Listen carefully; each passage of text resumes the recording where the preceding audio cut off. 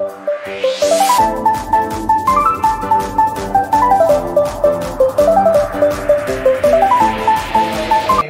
mendengarkan sebagian firman Tuhan. Kami buka hati kami, penuhilah dengan roh-Mu, penuhilah dengan firman.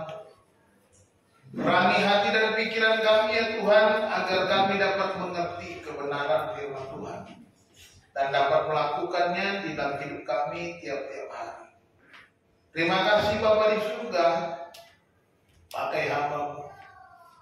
Nyatakan apa yang Engkau hendak katakan kepada kami umat ya Tuhan, sehingga kami hidup menurut firman. Di dalam nama Tuhan Yesus Kristus kami siap menerima firman-Mu. Haleluya. Amin. Silakan duduk. Selamat pagi. Shalom. Puji nama Tuhan. Saudara-saudara dikasih Tuhan, hari ini khotbah saya judulnya materialisme. Materialisme. Kita sering dengar kata-kata ini, kata-kata materialis. Materi atau orang yang kalau anak muda suka bilang cewek matre atau cowok matre gitu ya. Kita mau belajar firman Tuhan. Bapak Ibu yang dikasih Tuhan, materialisme dapat terjadi kepada siapa saja. Apakah itu orang kaya ataupun orang miskin. Semuanya bergantung kepada pribadinya. Ya. Bagaimana supaya bisa mengalahkan materialisme. Jadi bukan kepada materi yang dia punya, tapi bagaimana menyikapi sehingga tidak jatuh ke dalam materialisme. Di dalam Alkitab, materialisme itu umumnya diartikan sebagai cinta pada dunia dan melupakan Tuhan. Itu dalam 2 Timotius pasal 4 ayat yang ke-10 dikatakan seperti Demas. Karena Demas telah mencintai dunia ini dan meninggalkan aku. Ia telah berangkat ke Tesalonika. Kreskes telah pergi ke Galatia dan Titus ke Dalmatia. Ya. Demas pergi meninggalkan Paulus bukan karena sebuah pelayanan, tapi dia meninggalkan Paulus oleh karena lebih mencintai dunia. Yang dalam hal ini lebih mencintai hal-hal materi dibandingkan hal-hal yang mulia, hal-hal yang kekal.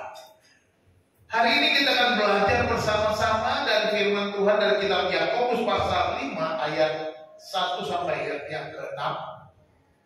Apa yang firman Allah katakan tentang materi.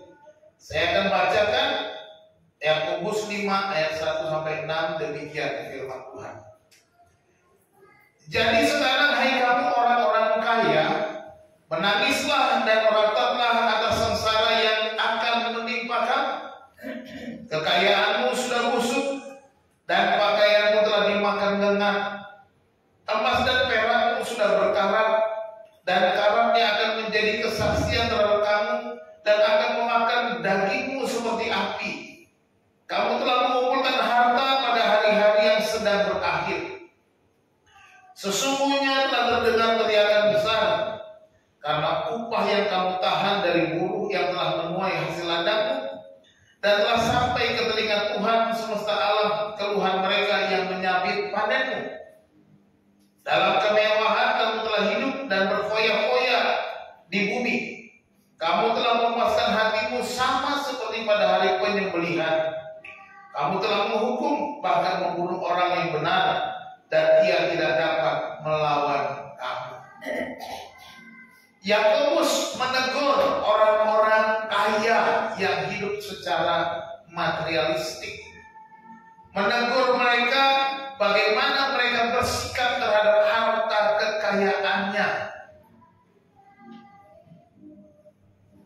Saya kira kita juga perlu belajar dari ayat-ayat ini bagaimana kita menyikapi harta kekayaan yang Tuhan percayakan kepada kita. Minggu lalu saya berbicara tentang pengabdian akan uang. Bagaimana kita menggunakan uang kita. Hari ini kita belajar tentang materialisme. Bagaimana supaya kita tidak jatuh ke dalam dosa materialisme. Yang pertama kita melihat bahwa firman Tuhan mengajarkan bahwa kekayaan itu hanyalah sebuah ilusi. Kekayaan adalah sebuah ilusi. Di dalam ayat 1 sampai ayat yang ketiga dikatakan, jadi sekarang hai kamu orang-orang kaya, perhatikan itu, menangislah dan merataplah atas sengsara yang akan menimpa kamu. Kekayaanmu sudah busuk dan pakaianmu telah dimakan kengat. Emas dan perakmu sudah berkarat dan karatnya akan menjadi kesaksian terhadap kamu dan akan memakan dagingmu seperti api. Kamu telah mengumpulkan harta pada hari-hari yang sedang berakhir. Yakobus katakan bahwa kekayaan itu hanya sebuah ilusi. Kekayaan itu bukan sesuatu yang memberi kita kebahagiaan, saudara.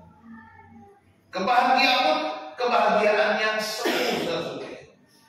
Kekayaan merupakan sebuah ilusi bahwa hidup kita akan bahagia. Kalau kamu kaya, kamu pasti bahagia. Kamu akan aman, kamu tenang, kamu nyaman. Dan hidupmu lebih bermakna. Itu mungkin pendapat yang sering kita dengar. Tapi saya mau katakan ini pernyataan yang sebagian benar atau setengah benar. Kalau dosen saya dulu bilang setengah benar sama dengan salah, gitu ya. Karena kebenaran itu nggak boleh setengah. Kalau setengahnya benar berarti salah. Ya. Alkitab tidak pernah berkata bahwa kesuksesan dan kekayaan itu semua dosa. Memang tidak ada dikatakan begitu. Akan tetapi kalau kekayaan itu mulai menjebak kita, memikat kita, maka itu yang menjadi persoalan. Jangan menjadi ancaman bagi kita ketika kita kaya, ketika kita semakin diberkati, ketika kita semakin melimpah-limpah, kekayaan harta kita diberikan oleh Tuhan, tetapi kita menjadi dikuasai kekayaan, dikuasai ketamakan, bahkan ingin lebih kaya. Nah itu ya. Mau jadi kaya sih boleh saja, tapi jangan untuk memperkaya diri, tapi bagi kemuliaan Tuhan. Itu yang harus ya. Di dalam Alkitab kita lihat ada Salomo, ada Abraham, ada Daud, Ayub, orang-orang kaya, orang-orang yang diberkati Tuhan. Di Perjanjian Baru juga ada Priscilla, dia pengusaha kain ungu. Kalau saudara baca di Kisah Para Rasul maupun kitab Filipi ada namanya Priscilla, dia pengusaha kain ungu. Wanita kaya juga banyak yang melayani Yesus, membantu pelayanan Yesus. Jadi kita perhatikan, tidak salah dengan kekayaan, tidak salah kalau saudara mau jadi orang, tetapi bagaimana kita menggunakan kekayaan itu menjadi penting. Ketika kekayaan itu justru membuat kita semakin jauh dari Tuhan, berarti kita telah salah. Kita jatuh ke dalam dosa materialisme. Ya. Orang kaya tidak berarti bahagia, karena ada banyak milioner yang bunuh diri, tidak bahagia karena kekayaan, tidak merasa aman dengan kekayaan. Kekayaan bisa hilang dalam sekejap. Orang-orang yang punya kekayaan khawatir dengan kekayaannya, percuma juga. Artinya kalau dia khawatir terus hidupnya dengan kekhawatiran, tidak pernah merasa bahagia. Salomo mengatakan sia-sia semuanya. Kalau kita punya tapi kita tidak bisa menikmatinya, sia-sia. Itu usaha mencari angin dalam Salomo. Jadi kalau kita berpendapat kekayaan akan membuat bahagia, ini sebuah ilusi. Ya. Marilah kita benar-benar menggunakan kekayaan kita dengan baik. Perhatikan bagaimana Yakobus dengan keras menegur, ya, dikatakan gaya itu begitu menulis dengan keras sekali. Ya, di dalam ayat 1 bilang sengsara yang akan menimpa kamu, dikatakan dalam ayat yang ke-1. Ya. Jadi saudara, hai kamu orang-orang kaya, menangislah dan merataplah atas sengsara yang akan menimpa kamu. Di dalam ayat ini sebenarnya bukan bicara akan, tetapi sebenarnya yang sedang menimpa kamu. Jadi sengsara itu sedang menimpa mereka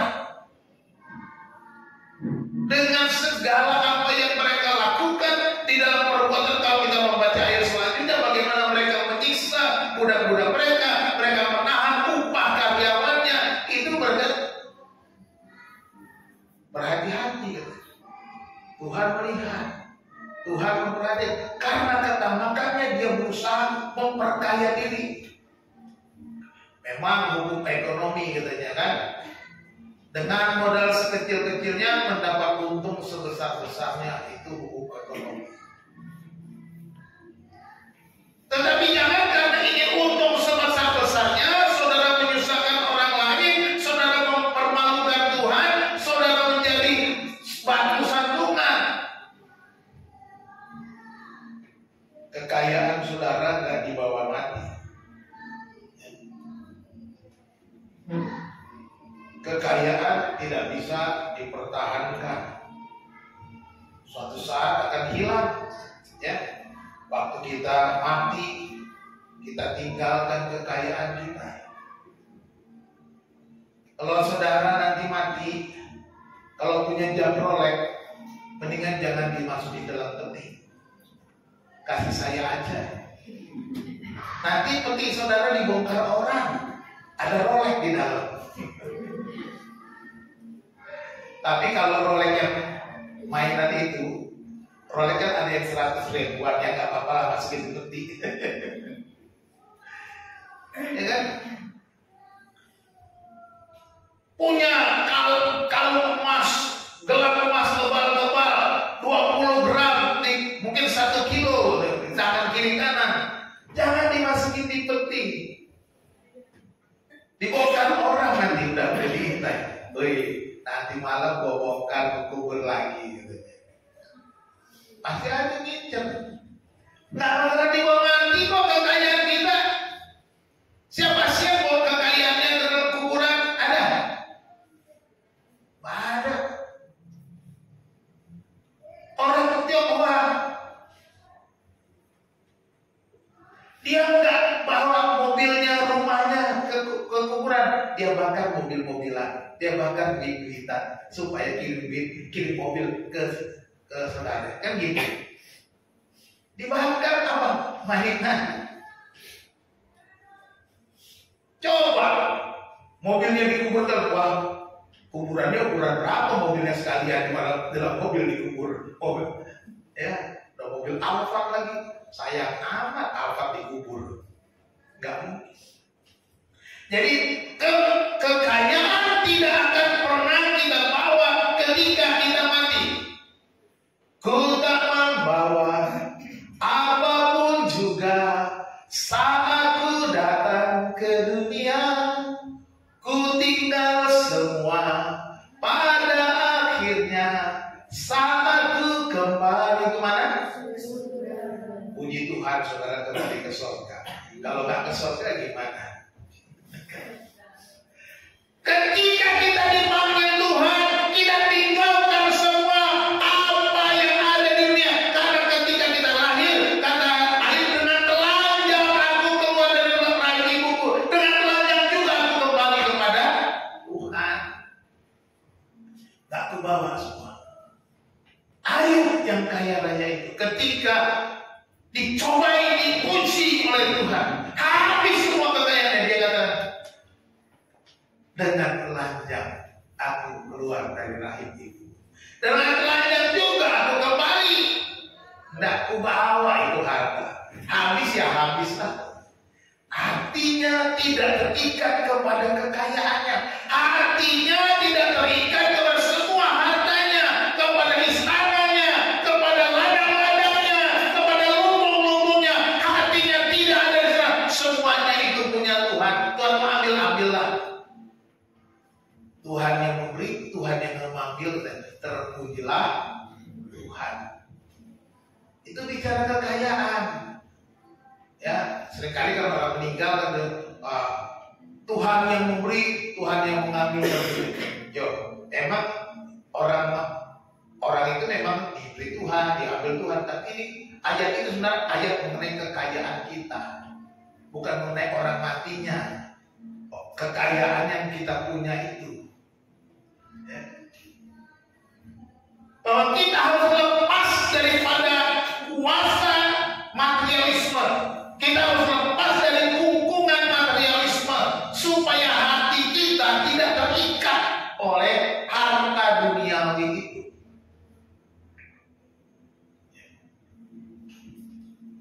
Ya memang kalau zaman dulu kan hartanya di lubung-lubung, di gudang-gudang dan lain sebagainya. Ya, jadi kita harus punya hati yang benar-benar terikat kepada Tuhan. Itu sebabnya Yesus katakan, di mana hartamu berada, di situ juga hatimu berada. Oleh sebab itu simpanlah hartamu di mana? Di sorga. Kalau hartamu sudah di sorga, hatimu di sorga.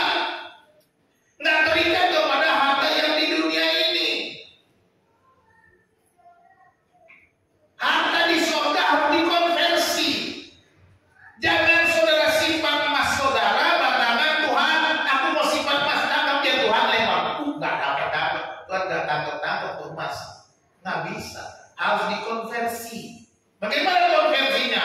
Emas saudara bagikan kepada orang-orang yang memerlukan. Emas saudara bagikan untuk membantu yang miskin. Emas saudara lakukan pekerjaan Tuhan. Nah itu konversinya. Ketika itulah hartamu tersimpan di surga.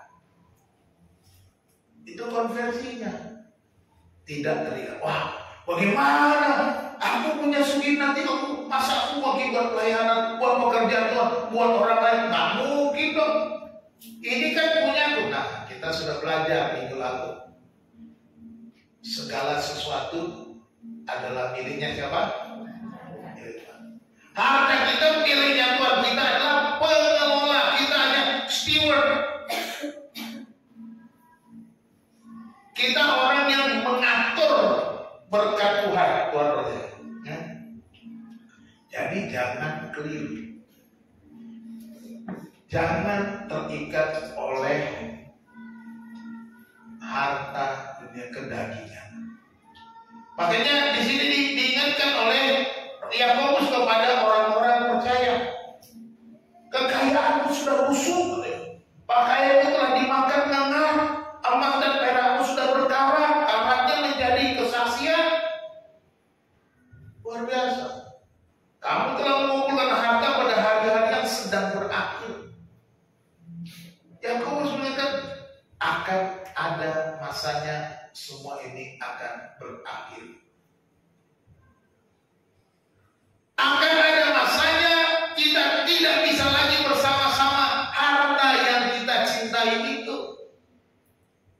Oleh sebab itu, kebahagiaan yang sejati adalah ketika kita menyerahkan segala sesuatunya pada pengawasan Tuhan.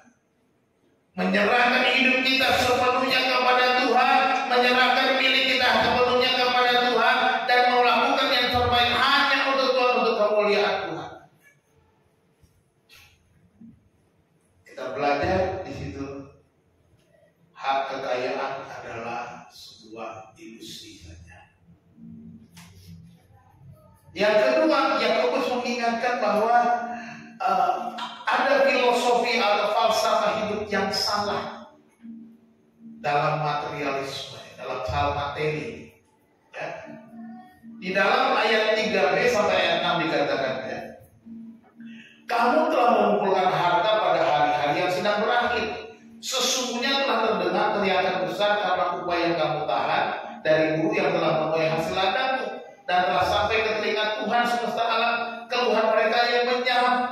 panenmu. Dalam kemewahan kamu telah hidup dan berfoya-foya di bumi. Kamu telah memuaskan hatimu sama seperti pada hari penyembelihan. Kamu telah menghukum, bahkan membunuh orang yang benar, dan dia tidak dapat melawan kamu. Ada falsafah yang salah daripada tuan-tuan ini dalam mengelola hartanya. Ya, beberapa falsafah yang salah. Yang pertama kita lihat bahwa mereka fokus kepada harta. Ya, fokus kepada mengumpulkan harta. Ini falsafah hidup yang salah. Bapak Ibu dikasih Tuhan, jangan fokus pada mengumpul kekayaan. Kalau kita fokus pada mengumpulkan kekayaan, kita bisa melakukan berbagai macam kesalahan seperti yang dilakukan oleh orang-orang yang ditegur oleh Yakobus. Nah, perhatikan Alkitab di sini berbicara tentang hari-hari yang akan berakhir. Ini hari-hari yang berakhir berbicara tentang hari saat waktu Yesus naik ke surga sampai nanti Yesus datang kedua kali. Ini hari-hari yang akan berakhir sampai Yesus datang kedua kali.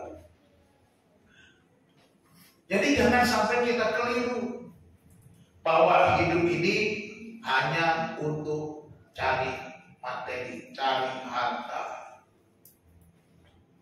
Memang tidak salah, ya, tidak salah tidak mencari kekayaan, tapi jangan hanya berpikir untukku.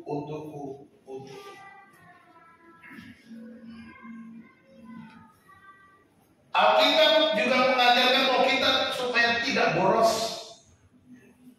harus juga mempunyai tabungan, seperti Yusuf dalam penglihatan bagaimana dia menafsirkan mimpi Raja Fir'aun. Bagaimana caranya? Ya, 7 tahun masa kelimpahan kita kumpulkan dalam lumbung-lumbung supaya 7 tahun masa kesukaran nanti tersedia makanan di Mesir, kata Yusuf. Perhatikan. Dia mengajarkan juga supaya menabung, sehingga di hari tua, di masa yang akan datang, kita bisa menjadi berkat, ya, untuk kebutuhan. Namun yang salah adalah saat kita terus mengumpulkan materi dan menjadi pelit dan selalu memikirkan uang. Itu yang keliru. Ketika kita mengumpulkan uang, tapi jadi orang yang kikir, jadi orang yang pelit katanya, ya. Dan pikiran cuma uang. Nanti seperti lagu sekolah minggu. Apa yang dicari orang?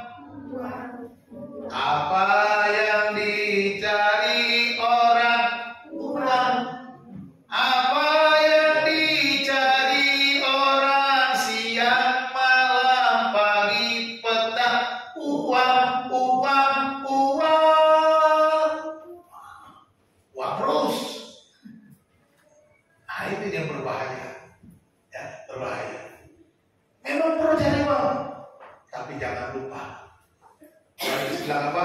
Carilah dahulu kerajaan Allah dan kebenaran, maka semuanya akan ditambahkan.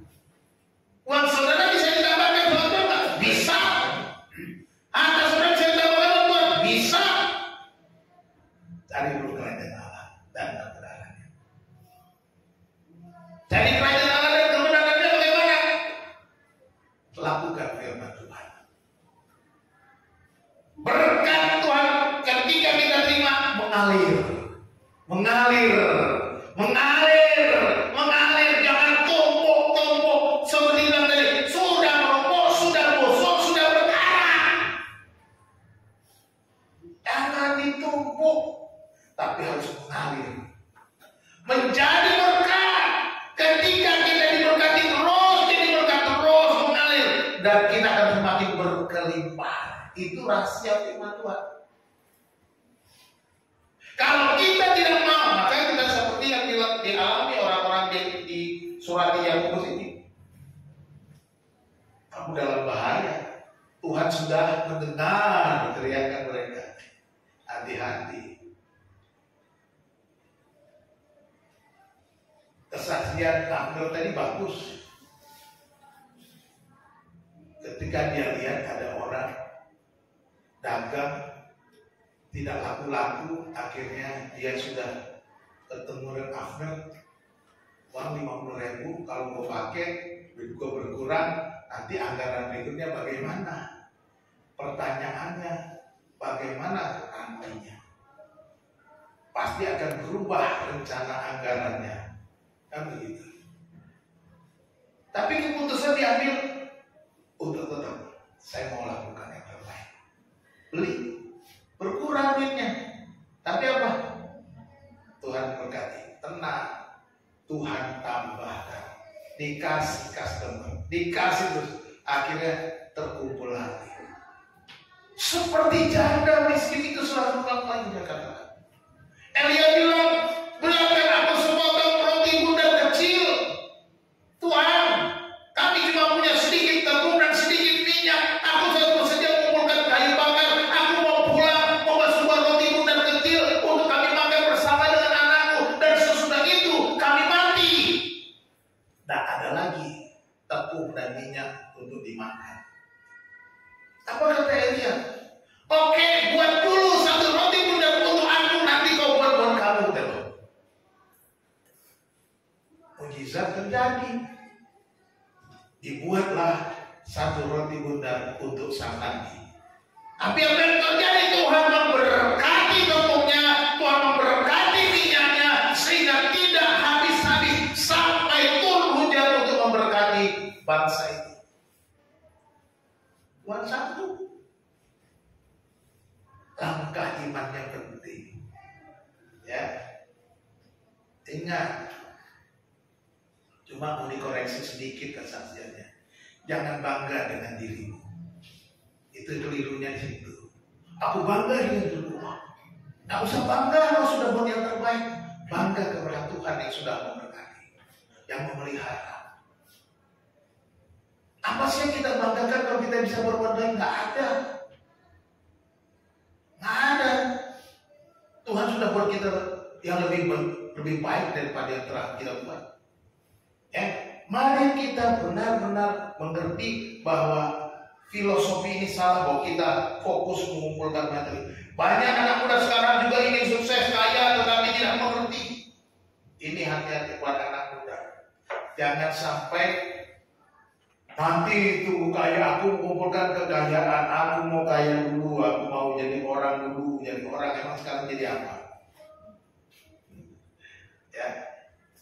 Filosofi yang kedua yang salah, falsafah kedua yang salah. Jadi, orang hanyalah sebuah alat untuk menjadi kaya. Orang-orang itu orang kaya, memperalat karyawannya. Dibuat yang punya karyawan, jangan memperalat karyawan untuk memperkaya diri. Ya. Jangan sampai kita memperalat orang lain, membuat susah orang lain. Karyawan susah karena kita.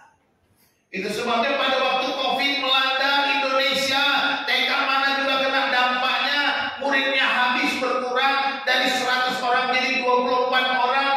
Gaji gurunya kurang. Tapi saya bilang, jangan kurangi gaji guru. Nggak dikurangi. Puji Tuhan, semua Tuhan cukupkan. Ada cara Tuhan memelihara, menambahkan berkat. Tuhan kirimkan burung gagak mengirimkan makanan untuk kami, supaya guru tidak dipotong. Saya bilang sama istri saya, jangan kurangi gaji guru. Karena gajinya sudah kecil, kalau udah kecil mereka tambah susah. Lebih kita kencangkan pinggang-pinggang, kita kurangi anggaran kita, mana yang kita perlu kurangi. Saya bilang gitu. Kita perketat keuangan kita supaya cukup. Diperketatlah kebutuhan rumah tangga saya yang saya perketat. Jangan memperketat karyawan saya. Gitu kira-kira. Tapi Tuhan pelihara. Tuhan kirimkan berkat, Tuhan sediakan, mencukupkan. Apa yang kami perlukan? Anak-anak tidak sampai mandek, nggak berhenti, nggak bisa sekolah, enggak, tetap bisa sekolah, tetap bisa dibiayai, tetap bisa melakukan apa yang kita mau. Jadi jangan jadikan Orang itu alat untuk memperkaya diri. Orang yang materialisme memakai orang hanya untuk kepentingan, kepuasannya, untuk mendapatkan sesuatu bagi dirinya sendiri. Tetapi Tuhan tahu dan akan meminta pertanggungjawaban darimu. Seperti di dalam ayat tadi kan Yakobus bilang apa? Doa mereka sudah sampai kepada Tuhan. Jangan memperalat orang lain untuk memperkaya diri. Hati-hati. Pak, saya nggak pernah memperalat orang lain. Mungkin, tapi coba pikir baik-baik. Ketika kita nipu orang untuk dapatkan keuntungan, sama dengan peralat orang lain. Jangan sampai kita gunakan filosofi yang keliru. Ini yang ditegur, bahwa orang hanya sebuah alat untuk menjadikan kita kaya. Ya. Diperhatikan di gambar ini, seperti gambar ini. Ya. Orang-orang itu orang kaya santai-santai, punya fasilitas. Dia diperalat, orang miskin lebih diperalat. Miskin menjadi miskin, kaya bertambah kaya. Filosofi yang ketiga, di filosofi hidup demi untuk kemewahan dan berfoya-foya di dunia. Yakobus menegur kampanye itu berfoya-foya, berpesta pora, ini salah. Bapak Ibu dikasih Tuhan, bukan nggak perlu adanya rekreasi. Keluarga perlu rekreasi, nggak perlu. Suami istri perlu nggak berduaan minum minum jus berdua. Kalau minum kopi nanti nggak cocok sama istri saya. Minum jus berdua, kira-kira boleh berduaan, mesraan berduaan, boleh. Ya, tapi yang tidak boleh berfoya-foya. Rekreasi dengan keluarga perlu, karena kita perlu kebersamaan itu perlu, ada waktunya untuk kebersamaan, tapi bukan untuk foya-foya, untuk pesta pora, untuk kemewahan yang zaman sekarang bilang flexing lah. Ya, anak muda tahu flexing itu. Yang tua-tua mohon maaf, kalau nggak ngerti tanya sama yang muda, apa itu flexing? Itu yang suka di media sosial, tampil dengan gaya yang pamer. Gaya pamer itu aja, ya, apa adanya, ya. Banyak yang mau kaya karena kita bisa hidup di dalam kemewahan untuk kesenangan pribadi saja, ya. Kita bisa lama menjadi anak Tuhan, tapi punya filosofi yang begini juga, ya. Hati-hati. Mungkin kita sudah jadi anak Tuhan cukup lama, tapi jangan sampai filosofi ini menjadi gaya hidup kita. Ada banyak orang anak-anak Tuhan yang punya gaya hidup yang begitu. Banyak, ada pendeta punya gaya hidupnya begitu juga. Saudara coba cek di Instagram, apa tuh namanya, pokoknya pastor-pastor yang kaya raya. Wah, tampilannya tak, kalau berdiri bisa dihitung dari ujung rambut sampai ujung kaki, dilihat berapa ratus juta yang dia pakai. Ya, ratus juta, mungkin miliar, karena ada tasnya. Kalau yang perempuan, tasnya mungkin dari ujung rambut sampai ujung kaki, kalau dihitung dari gelangnya, jamnya, cincinnya, kalungnya, semuanya miliaran. Kalau kalung saya mah kalung titanium, ini cuma belinya 150.000 kalung dan clothingnya. Ada banyak orang dengan gaya-gaya hedon. Nah, ini banyak juga anak-anak muda, anak-anak Kristen yang juga gaya hedon, hidup hedonisme, hidup dengan gaya yang filosofi berfoya-foya, kehidupan mewah, lesri, dan hidup untuk kesenangan pribadi. Nah, dikatakan istilah ini disamakan dengan binatang yang sedang makan banyak dengan rakus dan marah kalau diganggu. Orang seperti ini kalau dinasihati punya marah karena terganggu kenikmatannya. Ini hati-hati. Binatang itu kan kalau lagi makan cuma diganggu. Coba anjing saudara dikasih makan saudara ganggu, langsung bilang, wah, ngaku dia, jangan diganggu anjing lagi makan. Saudara nanti diterkamnya. Lebih baik silahkan dia makan dulu, udah gemuk baru saudara sembelih, saudara yang makan. Harus ngomong gitu. Daripada dia lagi makan, saudara ganggu, saudara yang dimakan. Biar dia gemuk dulu, nanti saudara yang makan dia kan gitu. Ya bu, gitu. Tapi kata pencinta binatang, dog is not food. Anjing itu bukan makanan. Ya kalau anjingnya herder, anjingnya apa tuh yang lucu-lucu ya bukan makanan itu ya. Nah jadi mari kita jangan sampai terjatuh pada filosofi. Banyak anak-anak muda yang hidup hedonisme, berfoya-foya. Semakin banyak uang akan semakin banyak keinginan. Hati-hati. Makin banyak uang, pengen ini, pengen itu.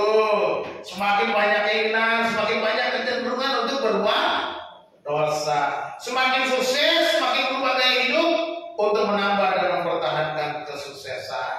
Nah ini. Kalau sudah berhasil, jangan ubah gaya hidup. Tetaplah sederhana. Tetaplah takut akan Tuhan. Tetaplah memuliakan Tuhan. Jadi jangan tambah, gimana nih? Supaya saya kelihatan lebih keren. Bukan begitu caranya. Gimana nih supaya teman-teman saya anggap saya orang yang baik? Ya, traktirlah semua teman saudara. Istri saudara menderita di rumah. Anak saudara gak beli susu. Karena traktir teman doang. Pak, beli susu. Aduh, kau beli susu, mau kemana? Udah ngaku dia.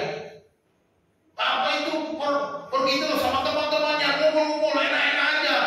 Udah berantem lah, terjadilah perang Malvinas. Anak-anak muda gak tahu perang Malvinas. Yang tua-tua tahu.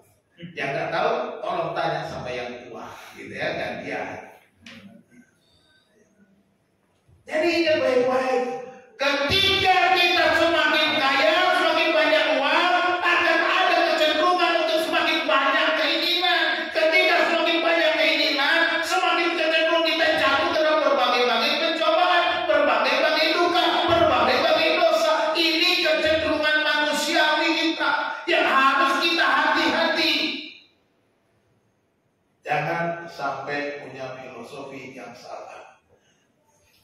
Dan yang keempat, filosofi yang salah itu adalah kecenderungan menghancurkan orang lain. Itu contohnya di dalam ayat tadi. Orang kaya menindas, mereka semakin menindas supaya tambah kaya. Kalau nggak mau ditindas lagi, memeras. Jangan lakukan itu. Punya kecenderungan menghancurkan orang lain. Ya. Di dalam ayat nanti dijelaskan bahwa kita jadi punya kecenderungan untuk menghancurkan orang karena kita mempunyai kuasa saat kita sukses, saat kita kaya. Karena kita sudah punya kekayaan, punya harta, kita punya kekuatan. Kita pikir kita bisa tindas orang, kita bisa lakukan apa saja. Ya. Dengan kekayaan kita mau atur segala-galanya.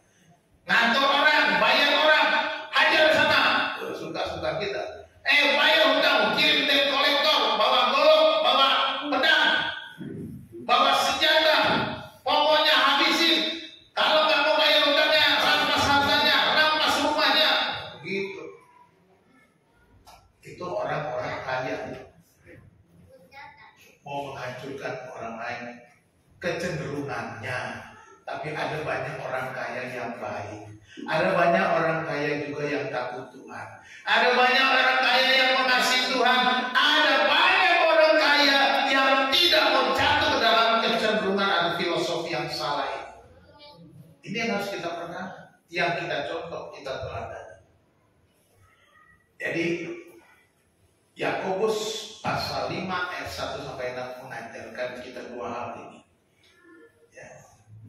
Bahwa kekayaan itu ilusi, dan filosofi yang salah dalam mengelola harta kita harus kita hindari. Lalu prinsip apa yang kita bisa ambil? Prinsip apa yang bisa kita ambil supaya kita tidak menjadi seorang yang materialis?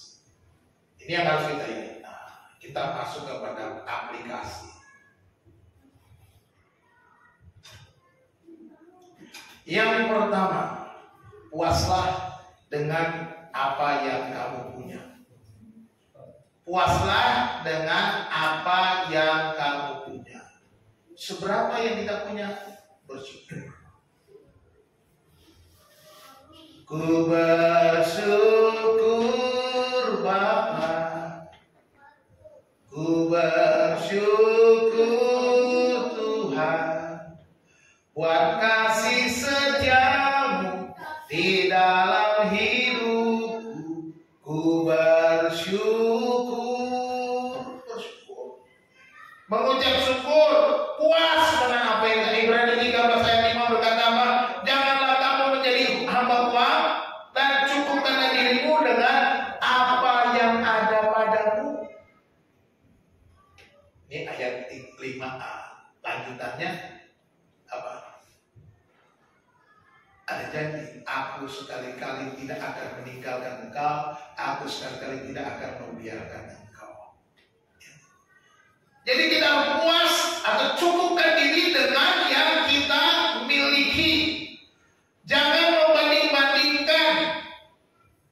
Kalau kita membanding-bandingkan akan membuat kita iri, stres, dan menghancurkan hidup kita pada akhirnya. Ya, wah, itu dia 5 bulan kerja udah bisa beli mobil. Kamu udah 5 tahun kerja cuma naik sepeda butut. Jangan kau banding-bandingkan lah. Itu kan pekerjaan iblis tuh banding-bandingkan. Syukuri. Syukuri apa adanya. Hidup adalah anugerah. Itu orang dunia aja bilang begitu lagunya. Bukan lagu rohani. Jadi syukuri, puas, jangan membanding-bandingkan. Ojo dibandingke, kata si siapa namanya tuh nyanyi? Farel. Ojo dibandingke. Jadi puas dengan apa yang kita punya membuat kita bebas dari cinta materi. Kalau kita sudah puas, kita nggak akan cinta materi. Tuhan memberkati, nggak jatuh cinta, nggak terikat kepada materi. Karena kita puas, ditambah lagi puas, puji Tuhan, haleluya. Ditambah lagi puji Tuhan, tetap terus menjadi rasa syukur. Jadi ini berarti bukan kita tidak boleh berkarya, tetapi menjadi motivasi atau prinsip hidup yang baik. Yang kedua, apa yang harus kita lakukan? Kembalikan berkat yang Tuhan berikan. Yang kedua, mengembalikan setiap berkat yang Tuhan berikan. Pertama harus puas dulu, mengucap syukur, merasa cukup, tidak perlu saudara oyak-oyak itu harta. Hartanya Tuhan akan berkati. Renungan hari Jumat, Tuhan memberkati pada waktu apa? Tidur. Jadi banyak tidur aja. Bukan banyak tidur, artinya saudara punya iman, bisa tidur nyenyak, bisa tenang. Karena apa? Semua Tuhan sudah sedia, semua Tuhan sudah atur. Bukan kau tidur aja nanti Tuhan berkati, enggak. Itu namanya si pemalas. Jangan jadi orang malas, ya kan? Tapi Tuhan berkati karena kita punya iman, ya kan? Ulangan 14 ayat 23 bunyi. Di hadapan Tuhan Allahmu di tempat yang dipilihnya untuk membuat namanya diam di sana, haruslah engkau memakan persembahan persepuluhan dari gandummu, dari anggurmu, dan minyakmu, ataupun dari anak sulung lembu sapimu dan kambing dombamu, supaya engkau belajar untuk selalu takut akan Tuhan Allahmu. Orang Israel diingatkan, ada bagian Tuhan beri kepada Tuhan. Jangan kau foya-foya, jangan kau hambur-hambur, kembalikan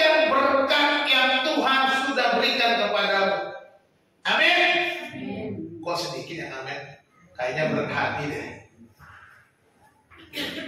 Kembalikan berkat yang Tuhan berikan kepadamu, amin. Puji Tuhan lebih banyak. Mudah-mudahan hari ini persembahannya lebih besar. Nah, ini hanya supaya kita benar mengerti. Tuhan sudah berkati, kita berikan kepada Tuhan. Nah, dengan demikian kita dibebaskan dari rasa rakus, tamak, kikir, pelit, dan lain sebagainya. Hati kita bersuka cita karena semuanya Tuhan sudah berkati. Kita tahu Tuhan yang memberikannya, maka kita memberikannya kembali kepada Tuhan. Ini soal ketaatan, kesetiaan, sukacita melayani, sukacita menyembah Tuhan. Ya. Kalau kita sudah punya pikiran saya akan berikan bagian Tuhan, maka kita nggak terikat kepada materi.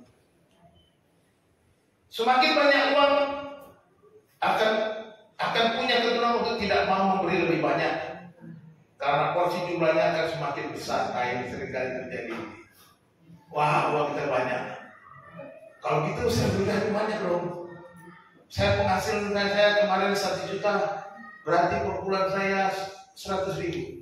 Tiba-tiba penghasilan saya 10 juta, saya kasih 1 juta dong. Tiba-tiba penghasilan saya 50 juta, 5 juta dong. Ya iya.